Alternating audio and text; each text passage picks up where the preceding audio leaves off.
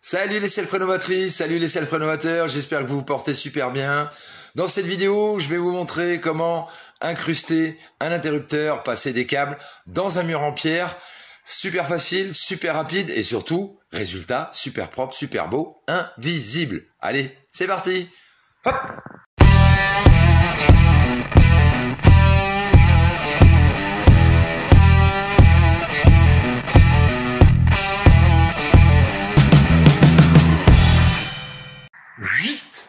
Bon, maintenant que ton mur il est bien décapé, eh bien il va falloir savoir à quel endroit tu veux faire passer ton câble et poser ton interrupteur, ta prise dans ton mur en pierre. Ici, eh bien je suis en train, tu vois, de faire une saignée pour pouvoir inclure un pot étanche et puis ensuite pouvoir passer mes câbles à l'intérieur de la saignée, tu vois, jusqu'en haut, ok, et comme ça ira jusqu'à mon boîtier de dérivation. Là, je continue à défoncer ça. Et après, je te montre comment fixer tes câbles. Tu vas voir, c'est super facile.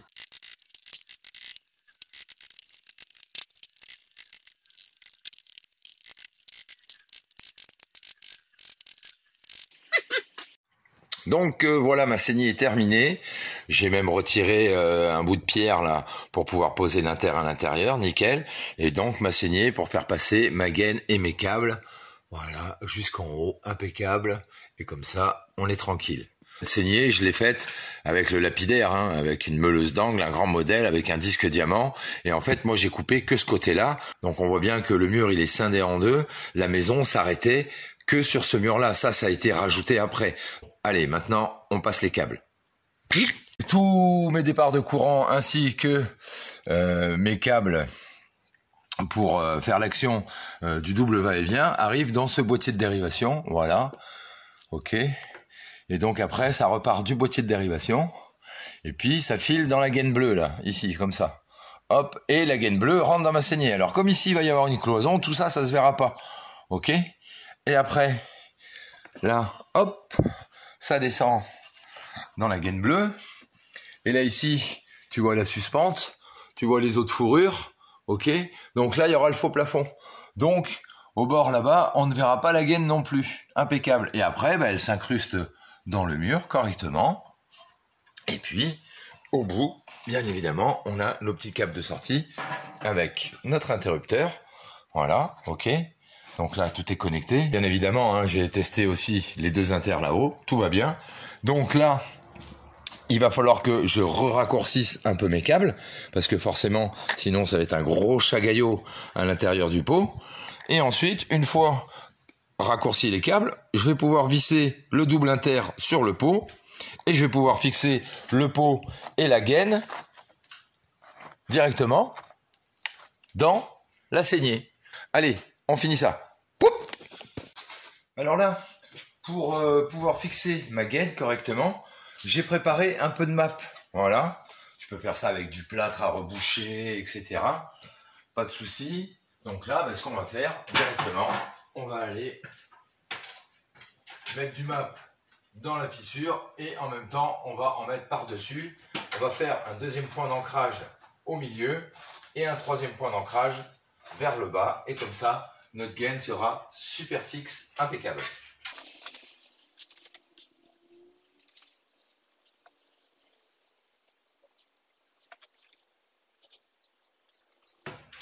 Alors au préalable, mon interrupteur et mon pot, je les ai protégés dans un petit bout de poche plastique. Parce que si le map tourne dessus, là, ou de l'enduit, tu peux être sûr que pour tout nettoyer, pour tout dégraisser, ça va être une vraie galère.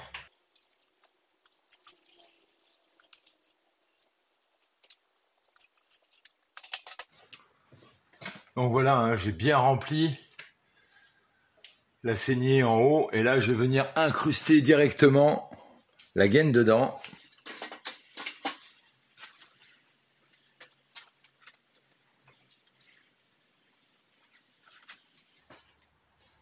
J'en ai profité pour récupérer des cailloux que j'ai découpés. Et là, en fait, je vais juste venir en bloquer un.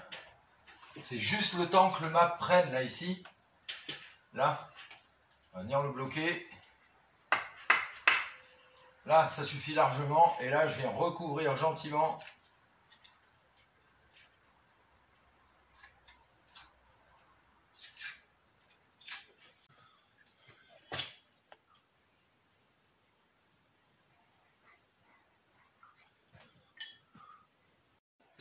Bon, voilà ce que ça donne. J'ai fait 2 petits autres points supplémentaires pour fixer.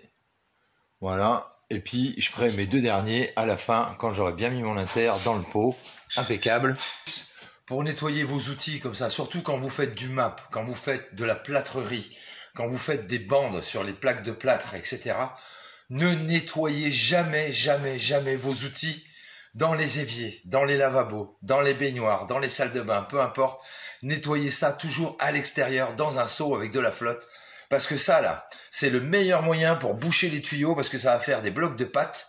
Voilà. Et après, ça va boucher les canalisations. Après, tu fais comme tu veux. Si tu as envie de refaire, renettoyer toutes tes canalisations au furet et de prendre la tête, eh ben, tant mieux pour toi. Allez, on se reprend dès que c'est bien sec. On réinstalle l'interrupteur. Et ensuite, dernier point d'ancrage. Bon, voilà, on a décapé tout le mur, impeccable. On a commencé à poser notre placo un peu partout. Et surtout au plafond, pour pouvoir justement bien adapter les plaques contre les pierres. Là, le but du jeu maintenant, c'est de le fixer complètement. Je laisse exprès le cache autour de l'inter pour pouvoir me mettre vraiment à ras correct du mur. Tu vois, on est vraiment à ras du mur. Voilà, comme ça. C'est beaucoup mieux. Ok, donc là, je le laisse comme ça. C'est pour voir mon emplacement. Et puis maintenant, je prépare une petite palanquée de map et je le colle. C'est parti. Là, ce que je vais faire pour que ça prenne bien un petit peu d'humidité, tu vois, avec un petit pulvé. Tu peux faire ça avec une balayette et de l'eau, hein, c'est pareil. Hein. Je te montre le map. Voilà, tu vois, regarde. Pas fait une grosse palanquée, hein, tu vois. Mais il doit pas être trop mou, il doit pas être trop dur non plus, hein, pour pouvoir l'utiliser. Allez. Alors là, je vire mon inter pour être sûr de ne pas coller du map partout dessus.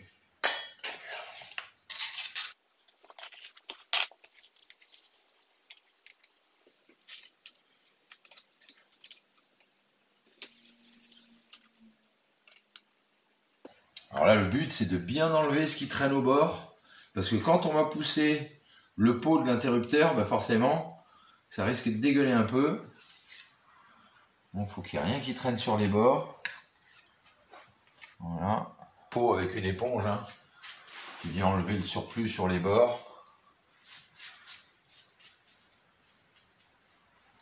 Là, alors, tu vois là, partout où mes câbles auraient pu être en contact avec le map et que ça colle ou que ça rentre dans le pot, j'ai bouché. Hein. Bon, allez, à cheval.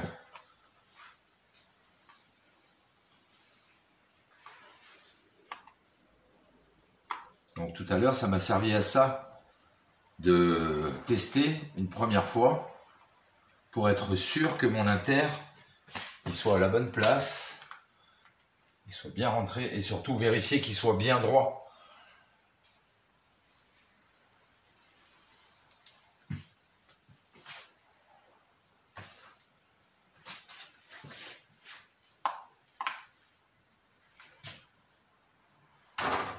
Là, on est pas mal dans les deux sens. Alors là, l'avantage, c'est que je vais quand même pouvoir, une fois que ça sera sec, hein, bien dur, le map, je pourrais quand même enlever le cache en plastique sur mon inter là. Et si je veux intervenir à l'intérieur de mon inter, je pourrais toujours. Maintenant, on attaque le jointoiement, rejointoiement. On va commencer du bas vers le haut.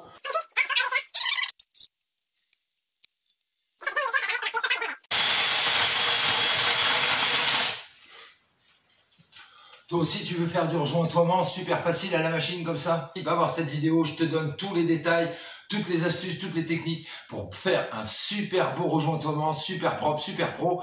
Et avec cette machine qui coûte très pas cher. Allez, moi je continue. Hey, bon voilà, ça y est, le jointoiement, rejointoiement est terminé jusqu'en haut. Et maintenant, on veut reboucher directement la saignée ici. Et donc là, pour que ce soit nickel et qu'on n'ait pas l'impression qu'il y ait eu une entaille de fait, j'ai laissé tirer mon jointoiement pendant 3-4 jours pour avoir la couleur finale. Parce que là, la petite astuce, je te montre tout de suite comment on fait. Comme quand j'ai fait mon entaille à la machine, c'est bien droit ici, là, et bien du coup, j'ai été récupérer des petits bouts de pierre. Et en fait, c'est pareil, j'ai coupé. Voilà, on va prendre la première. Ok, je l'ai coupée bien droite.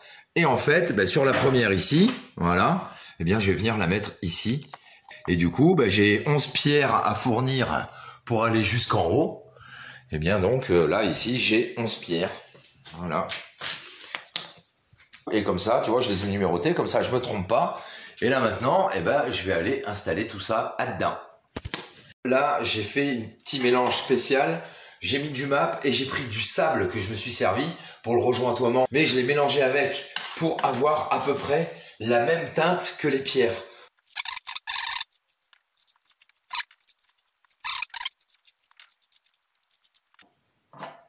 Maintenant, je prends mon bout de pierre. Le parti que j'ai coupé sur la partie qui était déjà coupée sur le mur. Et on vient incruster le petit bout de pierre. Et de façon à ce que c'est pareil là, comme pour l'inter, que chaque morceau de pierre soit bien bord à bord et qu'on n'ait vraiment pas l'impression qu'on a rajouté quelque chose. N'oubliez pas de vous faire un petit saut de flotte à côté pour venir commencer à nettoyer autour de vos pierres, même si après on va faire un petit jointoiement avec ce mélange là qu'on a préparé.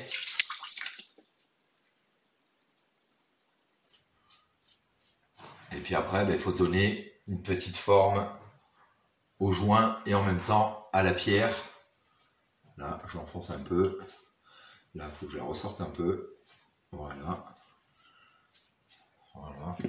Et là maintenant, le but, c'est de venir mettre notre mélange là, ici, en jointoiement entre le morceau de pierre qu'on a rajouté et le morceau de pierre déjà existant. Alors, c'est grossier au début. C'est pas grave. Là, on va boucher ici.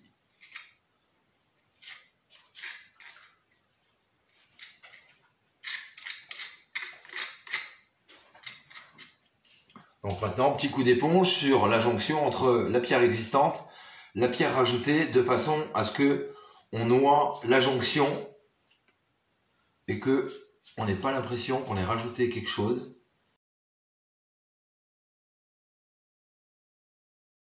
Donc voilà, la première, c'est fait. Maintenant, on va passer à la cousine. On va la mettre au-dessus ici. Donc, voilà, ça va aller pile poil à côté.